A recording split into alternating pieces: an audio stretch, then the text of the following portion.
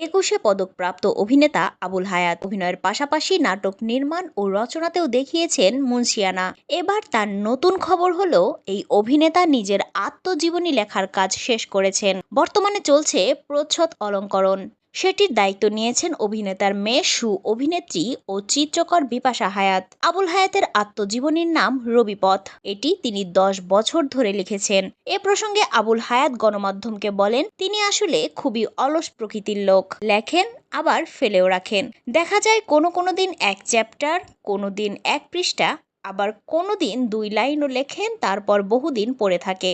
এরপর মেয়ে বিপাশা বলেন, বাবা তুমি লেখো না কেন? উত্তরে তিনি বলেন, লিখে কি হবে, আমার লেখা তো আর কোনো ক্লাসিক কিছু হবে না। মেয়ে বলে, ওসব বলো না, তোমার লেখা তোমার কাছেই শ্রেষ্ঠ লেখা। তোমার জীবনী তোমার চেয়ে ভালো কেউ লিখতে পারবে না, তাই তুমি লিখবে, মনের তাগিদ থেকেই লিখবে। যার ভালো লাগবে না সে পড়বে না, যার ভালো লাগবে সে পড়বে, পাশে রেখে দেবে। এরপর তিনি উৎসাহ বোধ করলেন। তার অনুপ্রেরণা তার বড় মেয়ে তৌকিরও উৎসাহ দিয়েছে। সে বলতো, আপনি লিখেন, আপনার জন্মদিনে যেন অবশ্যই আত্মজীবনী পাই। তারপর ভাবলাম, এবার যদি লেখা শেষ করতে না পারি তাহলে আর কোনো দিনই হবে না। আত্মজীবনী রবিপথ প্রকাশিত হবে সুবর্ণ প্রকাশনী থেকে। সব ঠিক থাকলে সেপ্টেম্বরের মধ্যেই তা প্রকাশ করা হবে।